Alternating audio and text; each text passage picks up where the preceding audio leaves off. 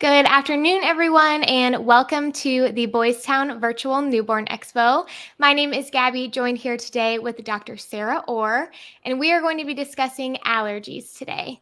Dr. Orr, how are you doing today? I'm good. How are you? Good. It's great to have you on, especially for this topic. So, we have several discussion questions we're going to go through about allergies. So, if you're on watching live and you have a question for Dr. Orr, go ahead and leave it in the comments on this video and we can get it answered at the end. Additionally, I do have a form linked above this video for an RSVP for the Boys Town Pediatrics Newborn Expo. Go ahead and fill that out because you will be included in some giveaways that we're doing, as well as get all of the presentations directly to your email. Lastly, we are having in-person meet and greets next week on November 10th. Dr. Orr will be there. So if you are expecting a baby and are looking to find a pediatrician, we highly recommend you sign up for a slot. Okay, all that out of the way, let's hop right into these questions here. So the first one is it possible for newborns to have seasonal allergies?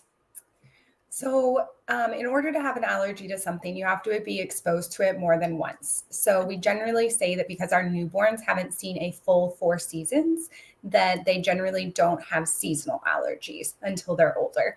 I guess, yeah, that makes sense.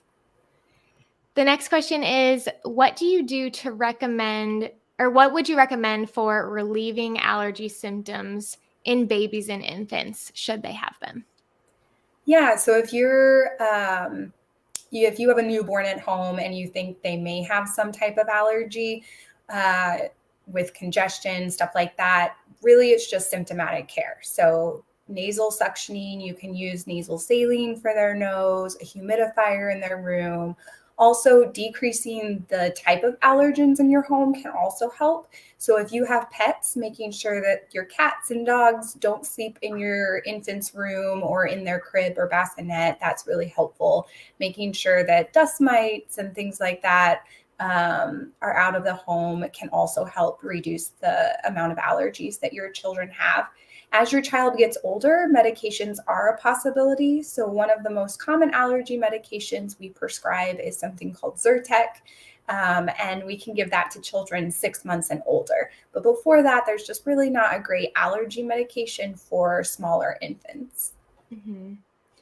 Yeah, we have a few questions further along about like food allergies and stuff, but what are some signs of just normal allergies that our baby might have? Yeah, so cough, congestion is a big one. Sneezing is another one. Older children, you'll see like watery eyes, a lot of rubbing their eyes or itchy eyes, things like that. When it comes to food allergies or like an allergy to something a child came in contact with, you're going to notice more things like rashes, sometimes vomiting, diarrhea. And then on those really extensive allergies that they're having like an anaphylactic reaction to, you may notice swelling around the lips or the mouth, difficulty breathing, difficulty swallowing. For our younger children, this can look like a lot of drooling all of a sudden or muffling their words and things like that. What if my baby gets hives? Does that mean that they might be allergic to something? So hives can be an indication of an allergy. It can also, but hives can also be caused by other things like viruses. So it's not always a sign of allergies, but it's definitely something you should let your pediatrician know about and kind of watch out for if there's anything specific causing those hives if they're coming repeatedly throughout the day. Mm-hmm. A couple questions about breastfeeding mom and allergies. So we got this question in a couple lives ago, a couple days ago. One mom wanted to know, if she's allergic to, say, gluten or dairy, do you think her baby is more likely to be prone to those allergies if she's breastfeeding, or does it not really relate? So allergies can be genetic. So if there is somebody in the family who has an allergy to gluten or eggs or peanuts, it is something you want to tell your pediatrician so that they can be aware of. It doesn't mean, however, that your child will definitely be allergic to those things. So we still want you to introduce them, but definitely in a safe way, and definitely let your pediatrician know so that they can kind of talk to you about whether that can be at home or if it needs to be like in the office and things like that. Similarly, do you recommend that breastfeeding moms try an elimination diet to identify those allergy triggers if their baby seems to be having a reaction to something in her diet? So, eliminating things from mother's diet is definitely something you can try, especially if parents have noticed that when mom eats a specific food, baby tends to be more gassy or more irritable or just harder to console. You can definitely try that. But I do recommend that moms talk to their doctor and their pediatrician before eliminating anything from their diet.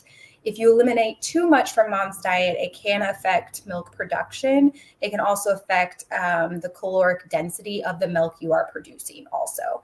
And also, we want your pediatrician to make sure there's not another reason that your baby's more irritable or more fussy before we decide that it's an allergy. Yeah. At what age do you recommend introducing those allergen foods you mentioned? Like peanut butter, eggs, strawberries, things like that.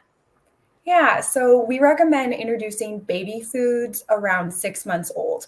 And we recommend introducing one food at a time, leaving a couple days in between foods before introducing something new. That way, we know what baby's reacting to if baby does have an allergic reaction to something. We've had lots of studies looking at allergies, mainly peanut allergies over some of the other ones. And they've noted that the earlier you expose a child to a highly allergic type food, the less likely they are to develop an allergy to that food. So we do recommend around 6 months introducing those allergic type foods like peanuts, wheat, shellfish, eggs is another one also. However, if someone in the family does have a known allergy to peanuts or eggs, that's definitely something you want to talk to your pediatrician about before introducing those foods. Also, if your kiddo has eczema or really bad seasonal allergies or asthma, they may be more prone to having a food allergy. So that's another reason you would want to talk to your pediatrician before introducing those foods. Mm-hmm. Yeah, you just said eczema. So that made me think, how common is eczema in babies? And is it considered an allergic reaction? So eczema occurs in 1 to 10 children, and it's actually becoming more and more common. And it's not considered an allergy in itself. It's actually a problem with your skin barrier and keeping water in and bacteria out. But it does tend to go along with allergies like seasonal allergies and asthma. So if your kid has eczema, we generally say they're an atopic type kids, which basically just means that they're more prone to allergies and those types of reactions. Gotcha. We just have a few more questions here for Dr. Orr on allergies. So if you're watching live, please make sure to like this video and leave your question in the comments now or message our page directly and we can get it answered. Okay, so the next one is, what is the difference between reflux versus like a intolerance or an allergy? Yeah. So reflux is more physiological. So what that means is that all of the baby's muscles are kind of weak after they're born, and they slowly get stronger over the time, learning how to move all those muscles. So the muscle that closes the stomach off from the esophagus is also weak. And so every time we feed baby, things in the stomach will sometimes come up through that esophagus and cause reflux. It's different than the reflux we see in adults because babies don't have the same amount of acid production that adults do. So it doesn't really hurt, but it does cause that spit up that we see in a lot of kiddos. But it's not an allergy. It's not an intolerance. It's just that muscle being weaker. And as it gets stronger, you'll see less and less of that reflux occurring. Milk soy protein intolerance is probably the most common intolerance that you'll hear about. It's also, some people call it MSPI. And that is basically an intolerance to a specific protein in milk and soy products. It's usually,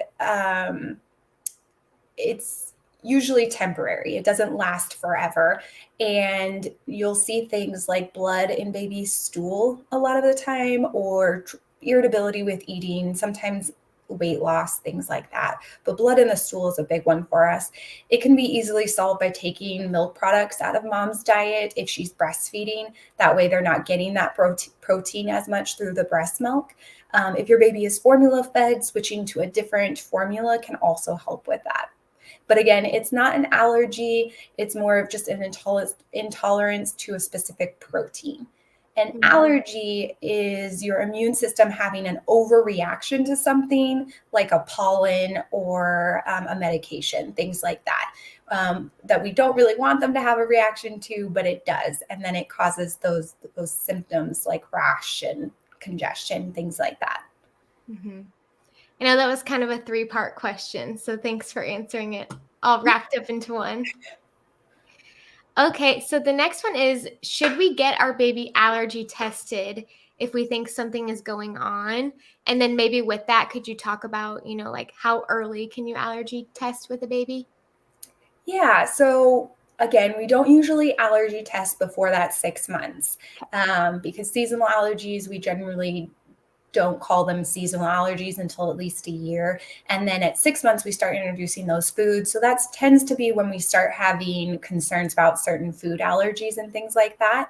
So a lot of the times you'll be introducing new foods to baby, and maybe baby breaks out into a rash after eating eggs. At that point, we would recommend holding off on eggs until we can have you see a pediatric allergist where they can do some type of allergy testing. There are 2 really common types of testing, a skin test and then a blood test. Skin tests are the most common. They're easy, fast, and pretty reliable. If baby has really, really bad eczema everywhere and we're just struggling to have it cleared, then sometimes we'll rely more on that blood test. But definitely, if you have concerns about allergies, if there's something that you really want baby allergy tested for, talk to your pediatrician and they can get you in touch with a pediatric allergist who will walk you through all the different types of testing and let you know what they think is most appropriate. Perfect. So before we hop into these questions in the comment section, I have one more. What else should parents know about allergies in newborns and babies? I think we've covered a lot of it, to be honest. I get a lot of questions about animals in my clinic, and whether the animals need to go or not. I always try to encourage just separation at first and seeing if that will help. And also making sure that we're not bringing new animals into a home without considering allergies and things like that with your kiddo. But my first step is never to say animals got to go because I know that they're part of your family too. But try that separation, try to see if some other things work. But that's a question that I get a lot in my clinic is, we think they're allergic to the cat. Do we need to get rid of the cat? And things like that. So yeah, that's tough. Okay, this user says, if I have a couple allergies, she mentions latex, bananas, and avocados. Is it likely that my kids will have or develop those same allergies too? Again, some part of allergies is genetic, so it is a possibility, but it's not a for sure.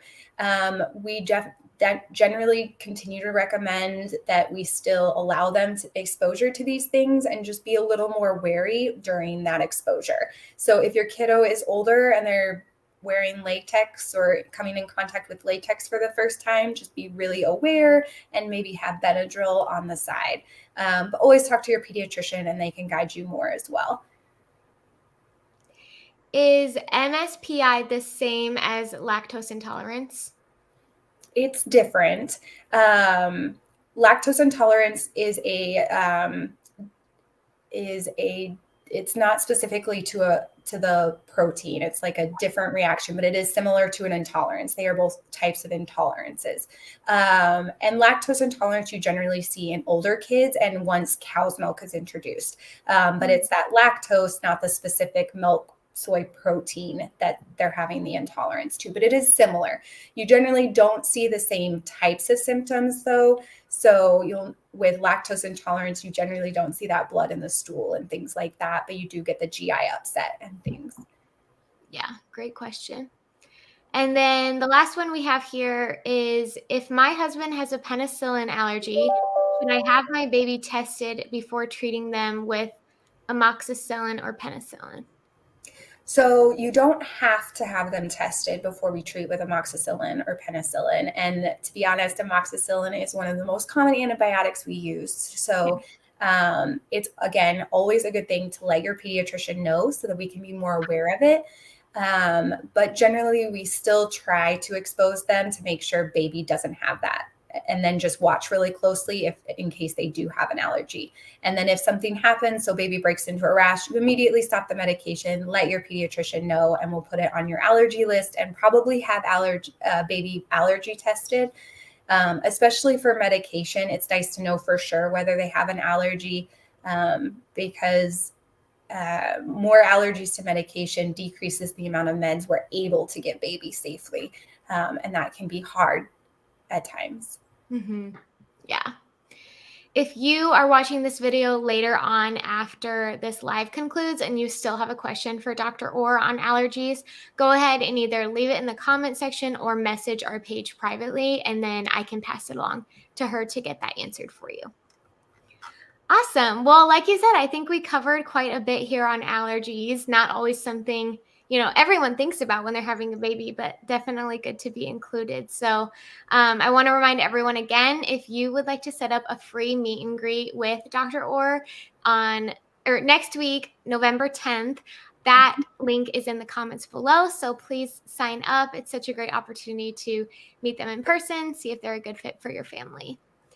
All right. Well, tomorrow we are going to be live again with Dr. Linda Fasali on balancing responsibilities with a newborn. So she is from the Boys Town Center for Behavioral Health. So we'll get kind of a different perspective on that role with parenting. So that'll be great. Make sure you give that a watch.